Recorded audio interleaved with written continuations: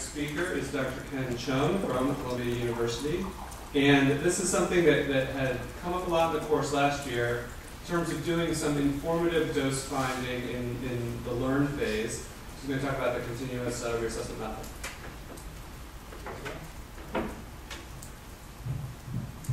Okay, so on your schedule, there are two sessions on learn phase design. This is the first one. So I'm going to talk about phase one of the learning phase.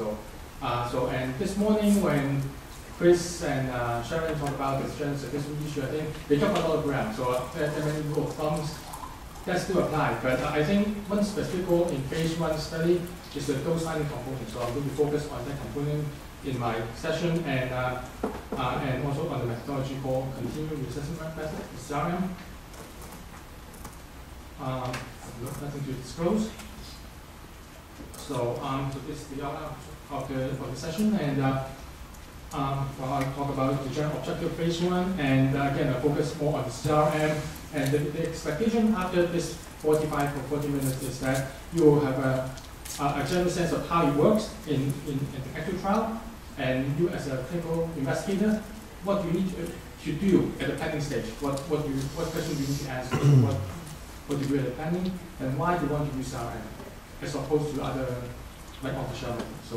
So I spend a good chunk of time with CRM, and then I talk about other practical considerations. If time allows, I'm going to talk about some design concept in what we call phase 1/2 studies. So this is Chris mentioned this morning that like the taxonomy of clinical trials is like phase 1, phase 2, phase 3, but there's some like combining of phases, and phase 1 is one of the newer concepts. It depends on whether it's time to cover that. So when do we need to do a phase 1 trial? First of all, phase 1 trial, the main goal is to investigate the safety and toxicity of a new treatment. And when do we need to do that? Well, obviously when with a new agent, when it's a first in human study, then we need to have a phase safety study. This has to be in the phase 1 context. I think the first in human new agent situation is more relevant for like biotech company or pharma, like in the academic setting. Most of the time we probably use some approved agents for other indications and new populations. So if a drug has been approved for multiple sclerosis, now you want to test in patients, you do need to do a safety study. You do need to do phase 1 studies. And likewise, if you have been using this agent in a particular population, now you realize that they were adding another drug to the combination. That combination is a new regimen, so you do need to do a safety study. So you do need to do a phase 1 study to study the safety and tolerability. And the first specific goal in a phase 1 study is to find the dose, and generally speaking, it's the maximum tolerated dose, the MTD.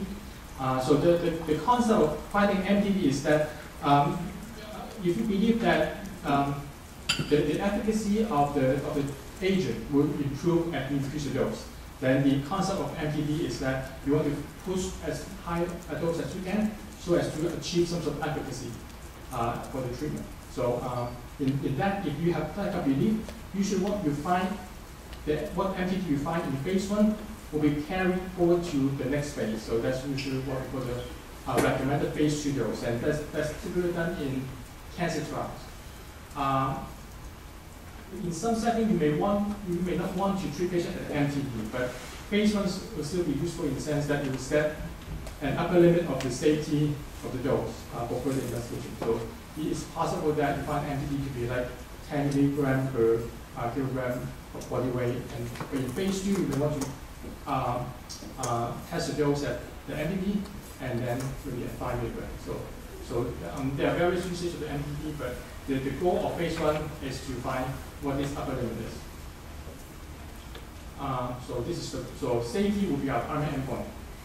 We also look at other endpoints, and the drug is not going to be approved by not killing patients. So we're actually more interested in other endpoints. So we do want to look at pharmacokinetics, and it can be very useful in a phase 1 trial. In that, like in phase 1 trial, this is new. Sometimes we want to test the dose on a weight base, so it's like the unit will be milligram per kilogram.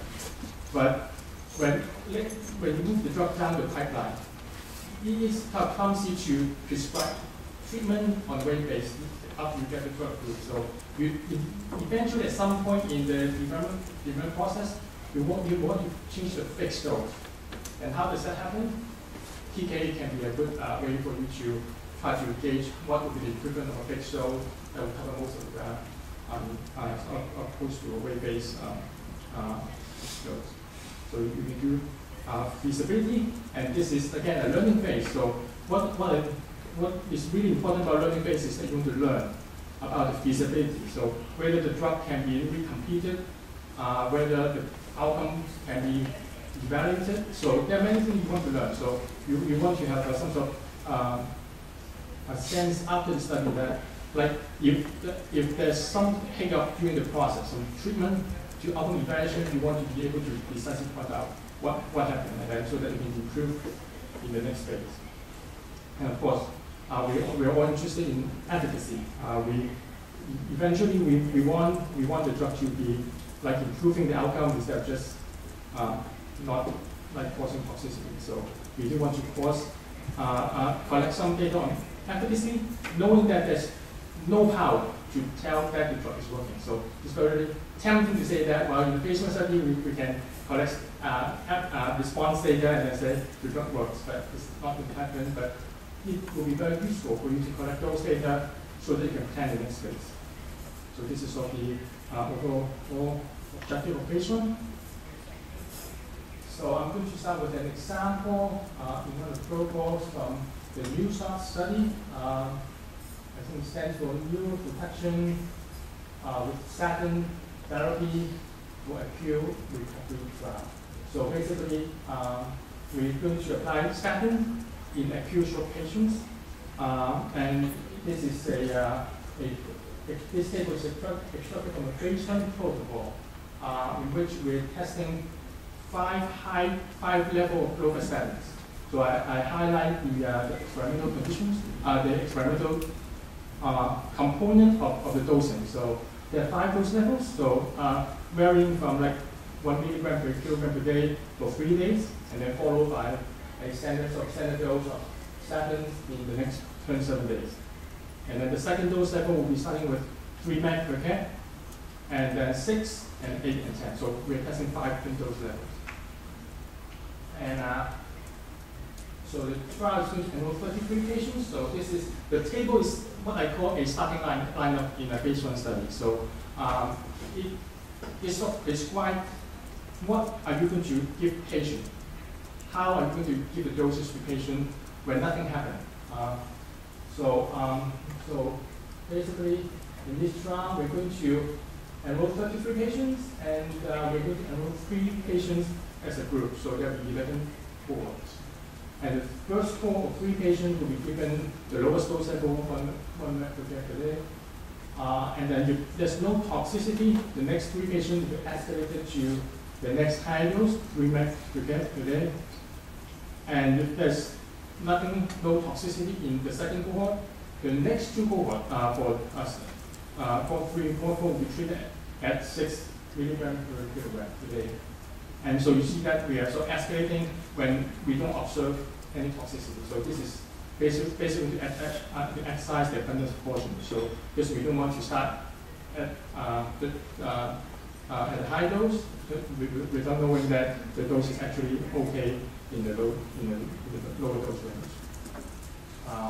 So again, this is what I call starting lineup, meaning that if there's nothing happen, this will be this will be the doses the patients get in the study. Well, the reason why this safety study is that we don't know about the safety profile. What we need to do is to have a plan to react to a safety outcome. So, and then that's where the dose finding with the SRM comes in. So, but is this table clear how it works, the starting lineup? It's not important for the patient trial. Yeah, so again, this is some recap of new start, and we're 5 dose levels, 1, 3, 6, 8, and 10. And when the lineup, the starting lineup is used when there's no primary safety element. So I need to clarify that. So that is not just any AD or any SAD. So the trigger will to switch away from using a table will be the predefined primary safety endpoint given on the slide. So it has to be really precise. So whenever we define a primary endpoint, it has to be very precise. So it has to have certain, so you need to know what we're measuring. Like in this case, we're measuring some lab tests on the left hand side, and as well as some kind of CK.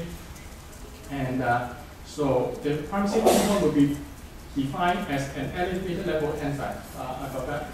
I forget the exact level, but could be, so let's say, for example, if we have an elevated ALT that is higher than the 3 times of the upper normal limit, that will hit a safety endpoint. So it has to be defined and in the protocol. You can also say that, well, it looks like it's high. You can do that. And also, you want to be precise about when you're going to make the data collection. So in this protocol, we collect blood on day 1, day 2, day 3, day 5, 7, and 13. So you need to define the primary endpoint very precisely. And also, in this study, we also use a thing called liver and tissue toxicity as a primary endpoint, again, during the first 30 days. So now coming to the definition of maximum tolerated dose, the MTD.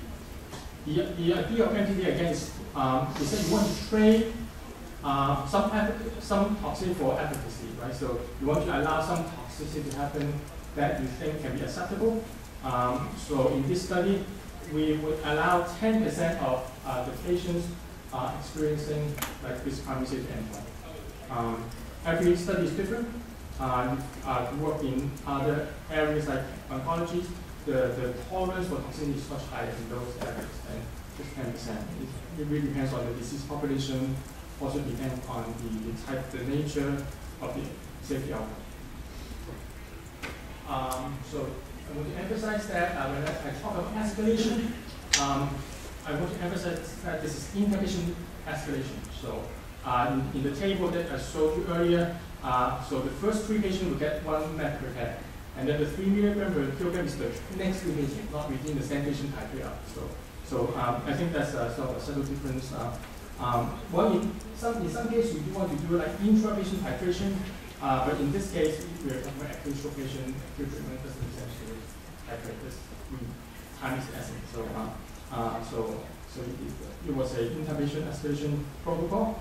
And another important thing we looked at is feasibility, because the doses are going to be given over 3 days, 4 hours, every 4 hours. So it's every 6 hours, so it's 4 times a day. So that will be a total of like 12 doses. And not every patient will be able to get all 12, so we need to somehow test the feasibility, whether in the acute setting we manage to give out most of doses. So we need to have some operational definition of completeness. In this case, we use like 9 doses out of 12 doses to get completion, so 75% of the treatment. And we can look at how many patients achieve that at the end of the study and how to do it. So this is the protocol. Now going to the I'm sort of moving to the statistical component on the CRM, so and the design of the new start. Again, I use a starting escalation plan in the table to begin, and once we see the first primary safety endpoint, we cannot follow the table because we see some toxicity, we cannot keep escalating. We need to stop, or we even need to de-escalate. So how do we do that? So the way to do it is by using continuous reassessment method. Again, in new start, we set the target rate to be 10%. So what does it mean in the context of the CRM? So on the figure to your left, so you see the curve that will indicate the dose toxin relationship. So the horizontal axis indicates the dose level, the dose level, and then the vertical axis indicates what is the toxicity rate? Right, so you see that as we increase the dose, the rate of toxicity will increase. Right? This is what we expect. And by defining the MTD to be associated with a 10% rate, so we draw a line at 10% horizontally, and in this case you see that that 10% line hit dose level 4. So if this curve is what we believe is true, the true dose toxicity curve, dose level 4 would be our MTD. So we want the study to be able to tell us that dose level 4 is the dose we want to carry forward, is the MTD. So that's the target. And of course, we don't know the curve, and that's the whole business of like, you need a statistician to help you to estimate what this curve looks like, and to estimate the MTD. Okay. So the whole business is do you know the concept of what MTD is like? Basically, you find the dose that hit your target rate 10%.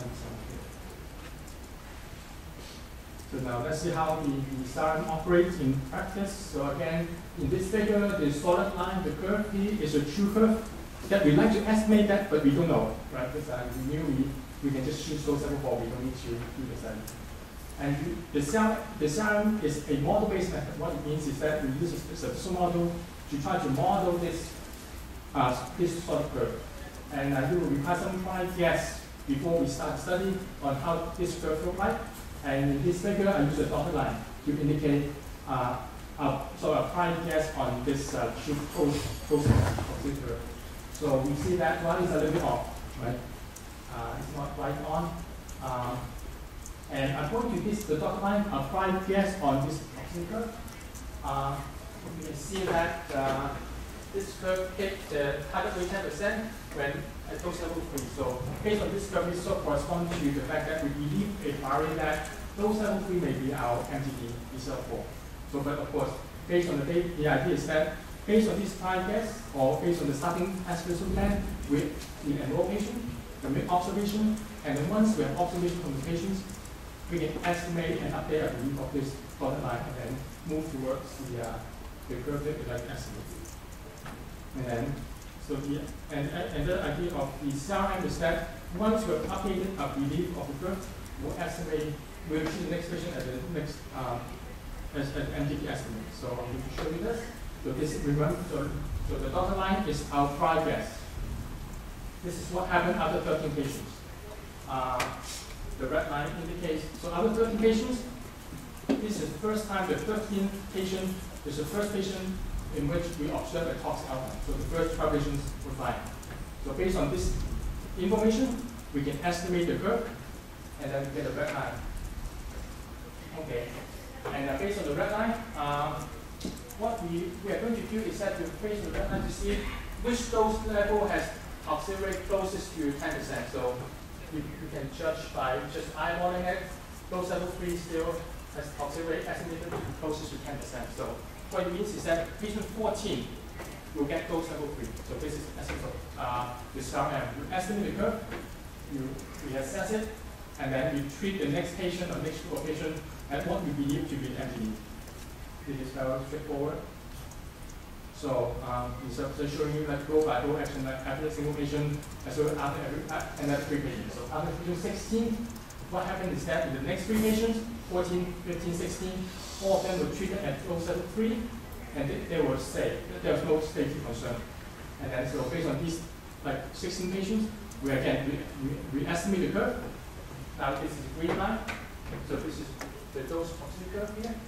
And based on these 3, the 16 observations, the next patient will be treated at dose level 4, which is actually the true MTD. So this is how the SARM works.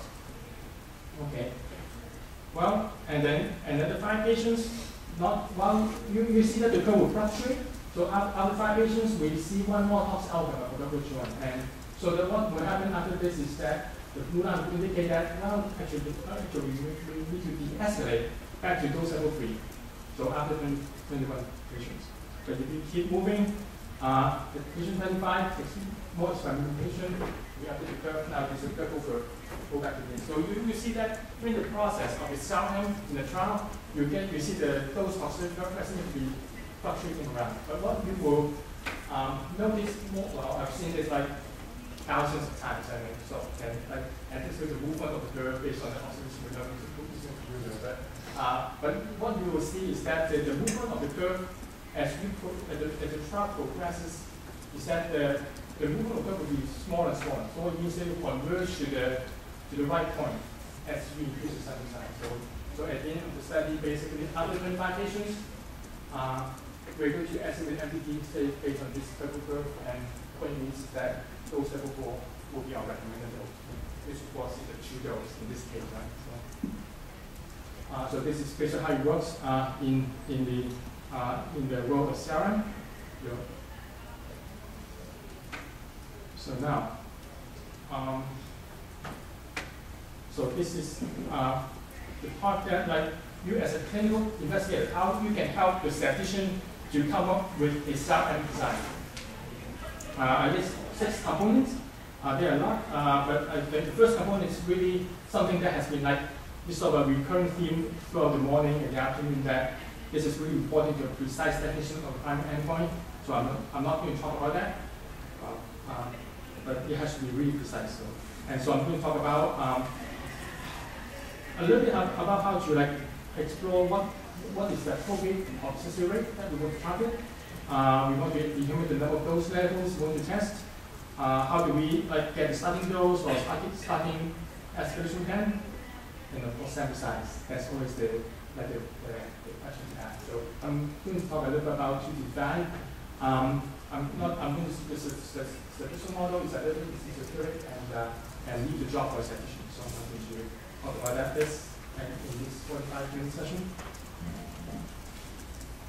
So the first component, we need to talk about the target rate. So remember the horizontal line. So in new start, we like to allow some toxicity so that we can push the dose as high as possible. So we allow 10%. How do we determine 10%? Well, there are really many ways you can do it. First, convention.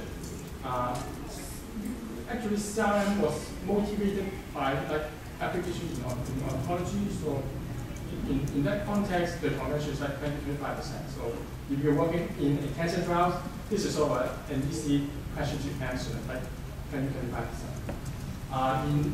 In neurological disorders, in stroke, there's not that much of a convention, but so we do need to ask a few like sort of probing questions to help us to come down with a target. First, again, what is the primary endpoint? Hypertension. And then you need to define what was the definition of hypertension, or you simply want to measure a decrease in blood pressure instead of hypertension. So you really need to be very precise about whether it's an absolute value of like blood pressure or change in blood pressure and by how much, or is elevated enzyme. So you need to first really define your primary safety endpoint. And based on this endpoint, the next question you want to ask as a clinician, or maybe you want to go to your patient group to ask this question. So if you're a clinician, you may want to ask yourself, is it acceptable if you treat this dose in 10 patients, one of them will get a safety outcome, one of them will get hypertension. Do you think that this is okay, is acceptable? Then maybe you want to push a little bit high, say how about 1 in 5. So you basically do these are trade-off to see so that in the end you convert your number. So as you compare to the target rate. You're working with like a patient group. You want to ask them, well, if I'm giving you this drug without promise of certainty of efficacy or response, but with some hope of response, will you be willing to take a risk of 10% of having some safety side effects? So this is sort of the type of question that will help you to determine the target. So this is the number one thing you need to have to design a CRM, the target rate. The second component you need to design when planning a dose finding study is how many doses you have to test. You start with 5 dose level. First of all, they should be this sufficient distance. That doesn't make sense to cut a pill in 10 to 4 and then it's like increase like 1/10 of a pill each time. So they need to be sufficiently different. And so again, there's some useful questions that I found useful when I do consulting. And first of all, you ask what is the largest dose, and if you're working a trial if you're getting a drug from a company, there's a good chance that they'll tell you what the upper range is. They don't want you to test a dose that's way beyond the approved dose, such that otherwise they will get you trouble. So you probably will have a good sense of what the largest dose is, and also determine what the smallest dose that you're willing or you think you can go down to. So, and once you determine like the lower and upper limit, and then all you need to do is determine the increment between doses, and then you can find the dose level.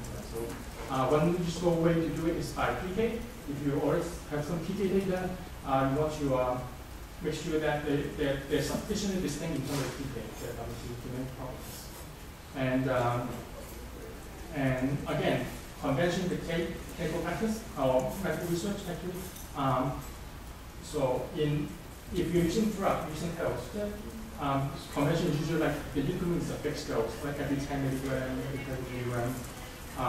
If you're talking about vaccine antibody, it could be exponential increase. So it really depends on the convention. So go to the literature, talk to your senior colleague, and then you get a sense of what is a reasonable gap of dosing. Okay, so the next component is to choose the starting dose. A safe choice is always to start at the lowest dose. So there's nothing wrong with that, except that the more interesting dose range in terms of efficacy may be on the high range. So what you want to trade off between is that by exercise too much caution, you may be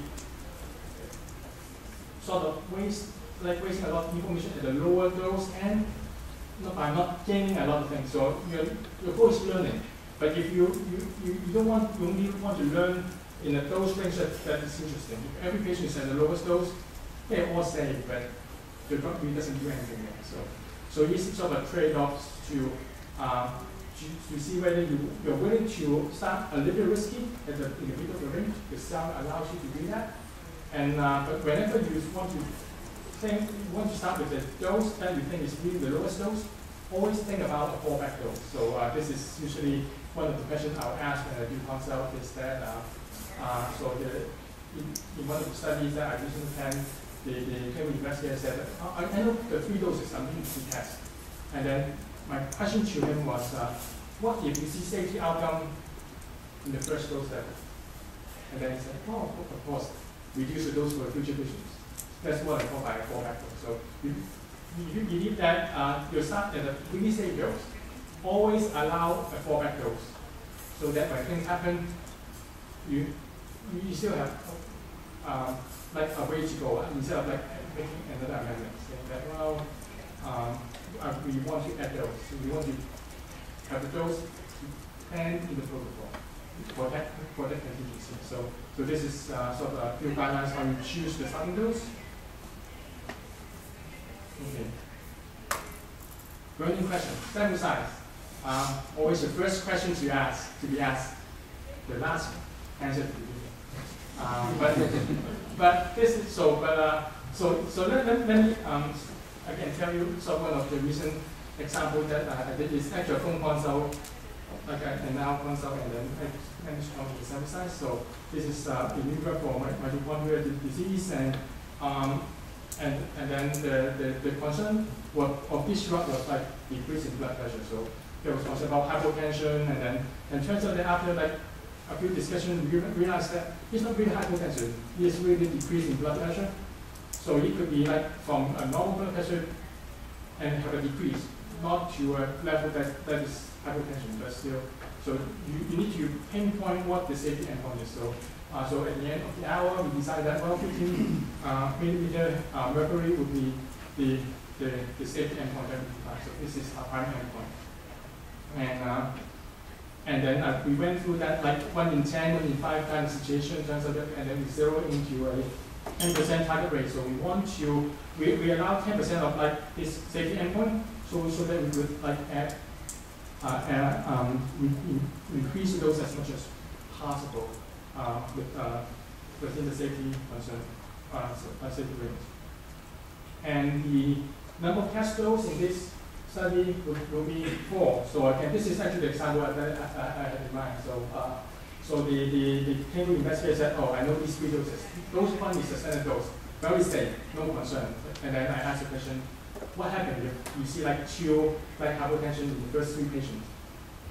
And then and you realize that you actually need to have a dose lower than the starting dose.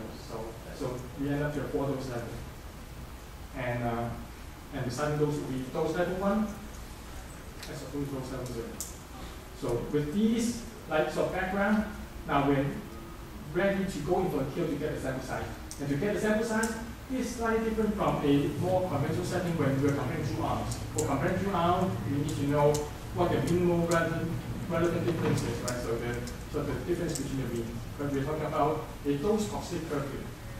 But we need to, the answer that we need to have is what is the effect size on dose toxic curve. What it means is that, I'm going to talk about that next slide. So there are 2 components here, the effect size and the desirable accuracy. So I'm going to talk about these 2 in a little more detail. So the effect size is the odds ratio of the toxicity for an increase in the dose level. So the idea is that if you have a dose with a toxicity rate of 10%, that's MTD. If I'm telling you that the next dose higher will have a toxicity rate that is with odds ratio too high than the MTD, it is a dose that you'll be willing to accept. If it's too much, then that's your effect size. If it's not too much, it means that you can push a little further. So basically, you want to specify an effect size that is big enough that causes a difference.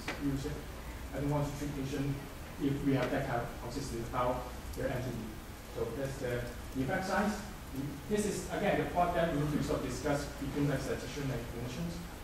And the second number that input that we need to have a sample size calculation is what's the level of accuracy that you like to achieve, like in terms of power, in the context of 2-arm comparison, maybe power and cover error rate, right? But again, in the context of dose finding, we're not doing any hypothesis testing. We want to select a dose, right?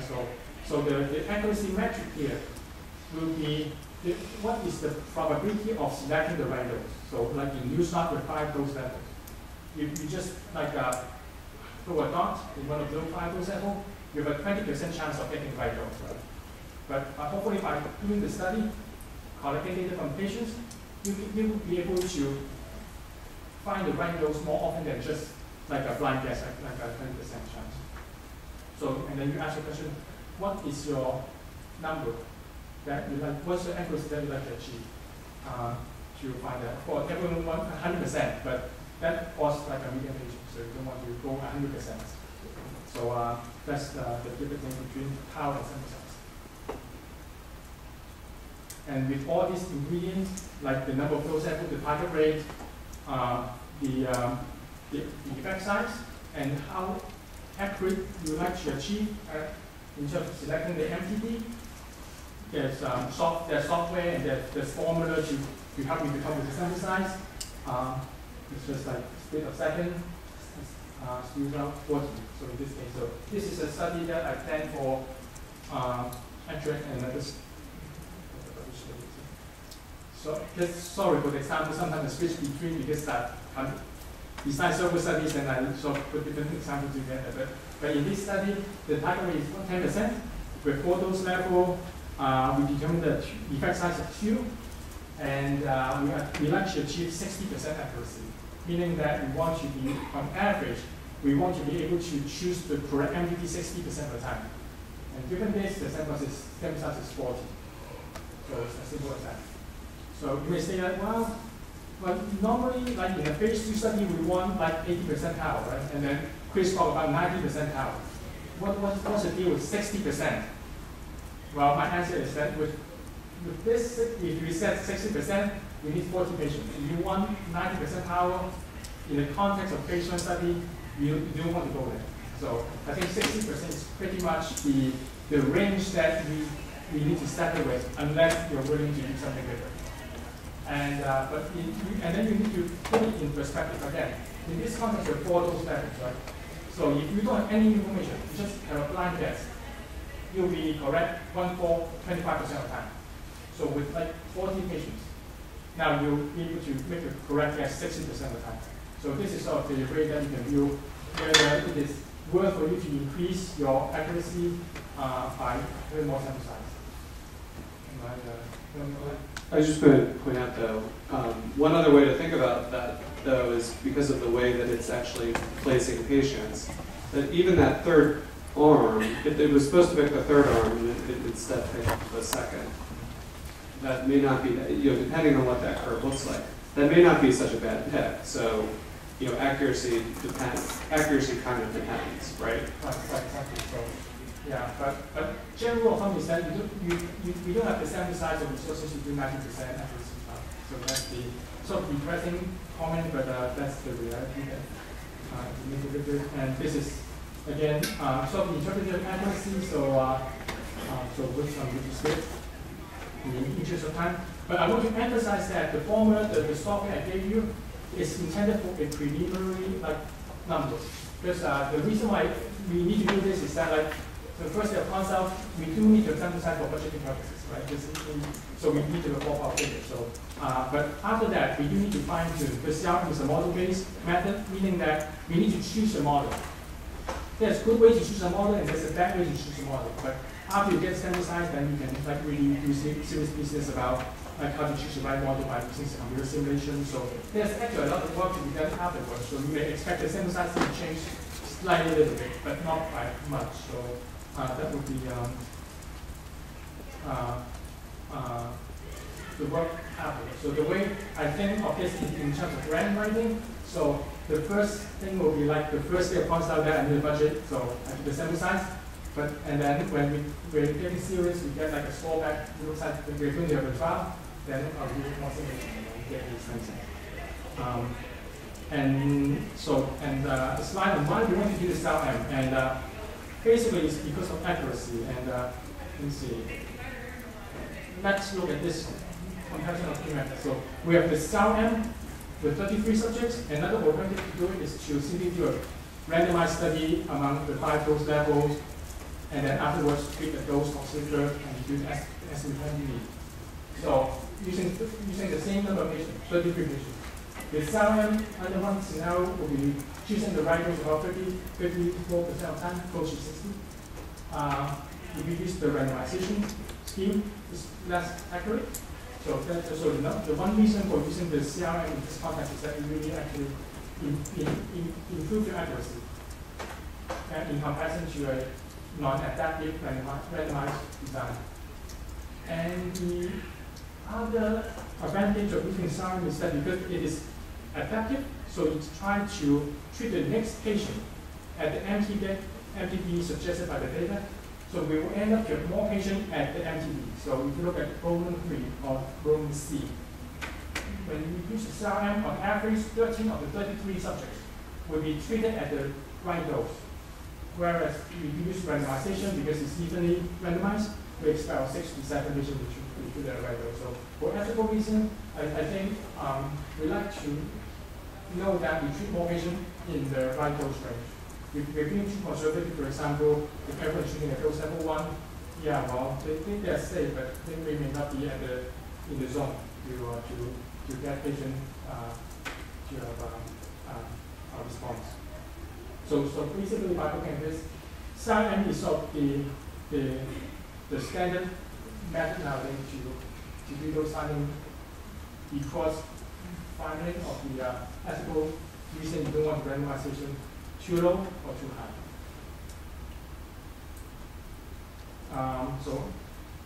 So there's some other practical considerations. So CRM is an adaptive design. So what it means is that we need to prevent update of outcome data. So when you do like a regular phase 2 study, you want to enroll like 100 patients. What you do is that you enroll 100 patients, get the data to your scan, and then go to talk with statisticians at the end of 100 patients. It doesn't work for CRM nor any adaptive design. So like in the new start, if you want to update every three patients, we need to enroll 3 patients, get the outcome clean, feed it back to the statistician, and he will do the calculation and tell you that, well, the next dose will be such and such. So we need to have some really clear logistics how the data will be like transferred from one part to the other. And as a result of that, you probably need to involve the statistician more regular in a regular meeting. So for new staff, you have like monthly meetings. So it's sort of, yeah, it's more informal from the statistician, but as a result of that, I think that there's better quality in terms of the entire scientific integrity. So I think that's worth doing it. And one sort of practical suggestion is that because of to enhance the transfer of data, I would suggest like when you do a CRM study or any outcome adaptive design that will adapt based on the endpoint, you will prepare specifically a cell just for that. So that it should be just a one page or even half a page. So that it can be like entered precisely quickly, accuracy check, and then enter to database, and then feed it to statistician. So this is something that's very useful. And CRM is a model-based design, but I don't think we should let the model make all the clinical decisions. We should be a hybrid decision. If the model says that, why don't we go to dose level 5 with next patient? Usually some safety monitor or the local EMC to say that, well, hold the horse, maybe you don't want to go up too fast, go to dose level 4. So it has to be a hybrid decision. And again, the secondary outcome are important because this is learning phase. And well, we think about like 10 patients now, but we should always think about the entire development process. So you want to know what the next move is. So you want to use the current study to plan the next study. So that's why we want to collect disability to learn from it. You want to collect PK and then you definitely want to have efficacy data.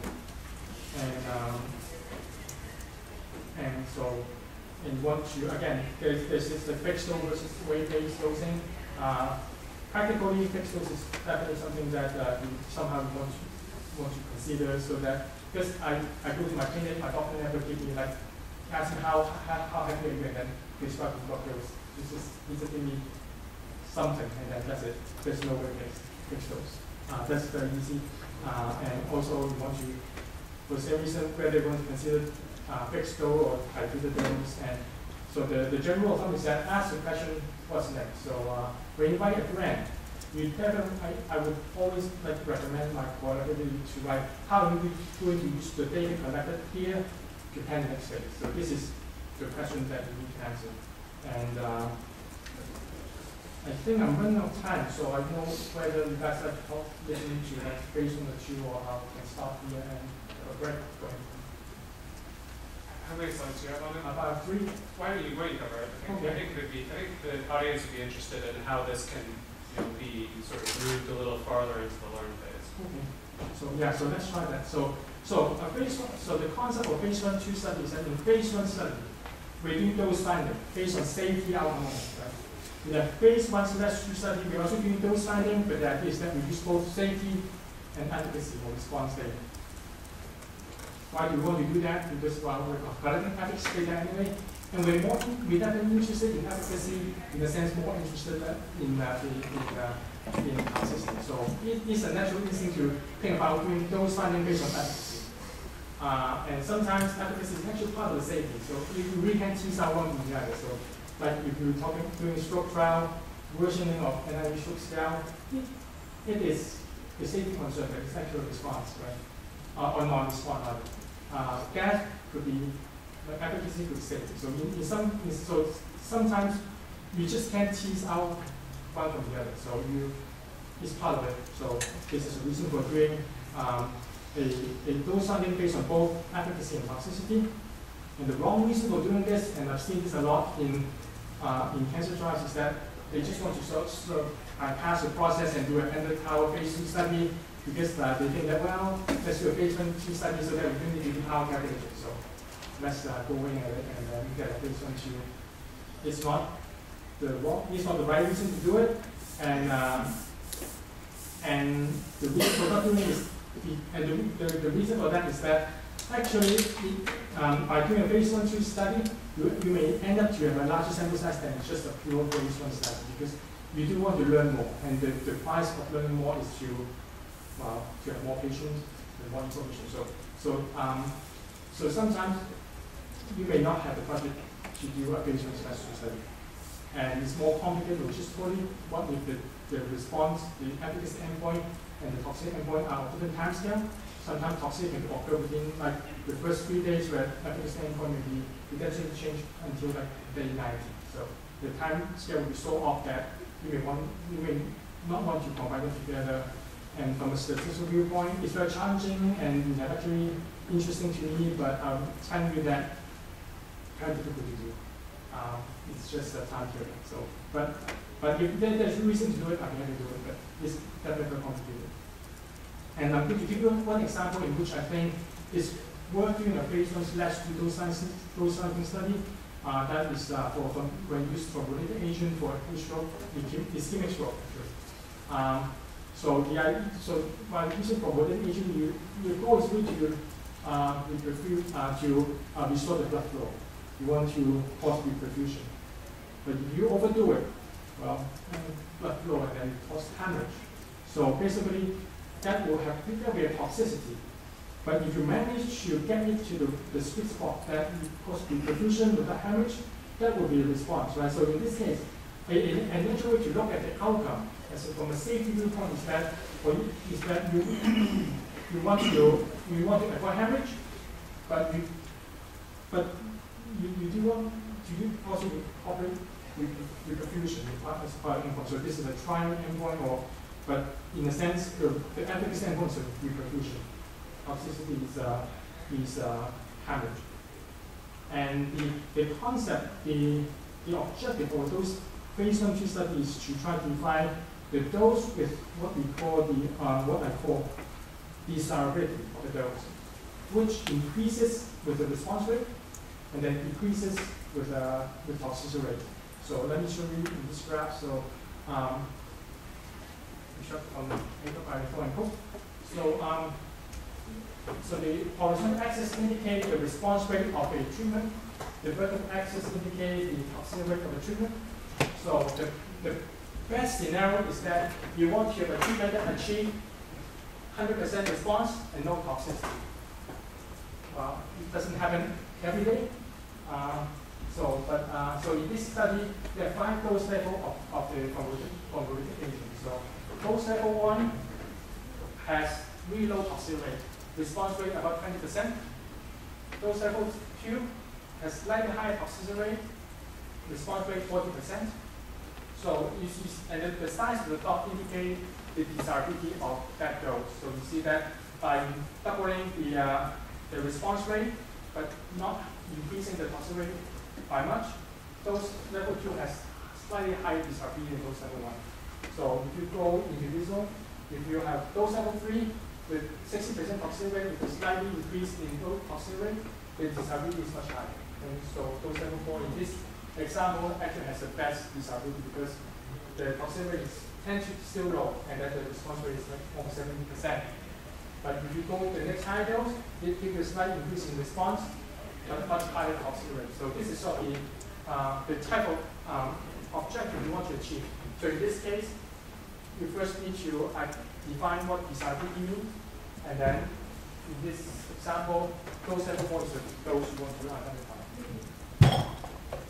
And again, this is assuming that we know the response rate and the toxicity rate of the dose for the and the statistician come in because we don't know the dose toxicity rate. So that's where we come in.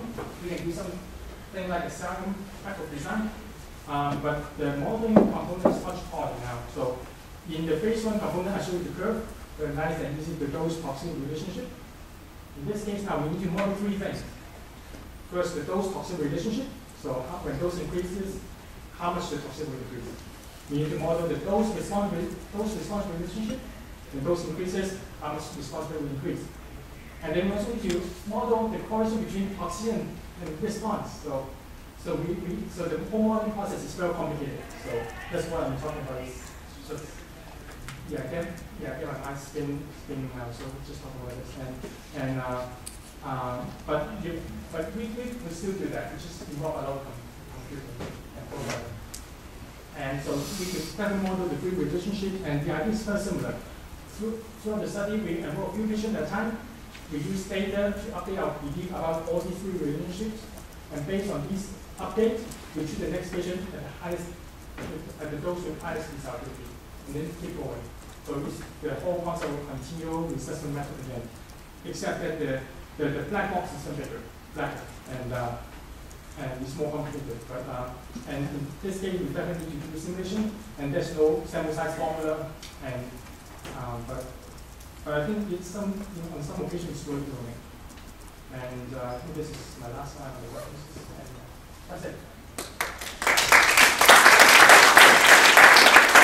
Thank you very much. Yeah, I mean, if you want to get clinicians' heads to spin, think about fitting two vectors that are correlated with each other and them along. So anyway, any questions? We want to take a break.